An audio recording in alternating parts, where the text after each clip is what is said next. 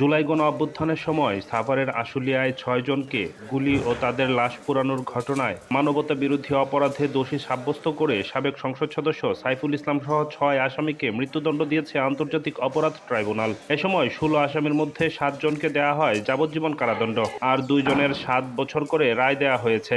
আসামিদের একজন এসআই শেখ আফজালুর হক এ মামলার রাজসাক্ষী হয়ে বাকি আসামিদের বিরুদ্ধে সাক্ষ্য দিয়েছিলেন।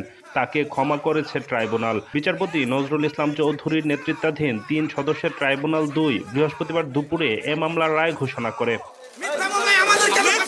এ ঘটনায় ২০২৪ সালের ১১ সেপ্টেম্বর মানবতা বিরোধী অপরাধের অভিযোগ দায়ের করা হয় আন্তর্জাতিক অপরাধ ট্রাইব্যুনালে। গণঅভ্যুত্থান চলাকালে যে নৃশংস ঘটনা ৫ই আগস্ট আশুলিয়া এলাকাতে ঘটেছিল, আমরা এর আগেও বলেছি যে এটা পৃথিবীর নৃশংস ঘটনার মধ্যে অন্যতম। হিটলারের গ্যাস চেম্বারে মানুষদেরকে জ্বালিয়ে দেওয়ার পরেই এইটাকে নৃশংস ঘটনা হিসেবে বলা যায়।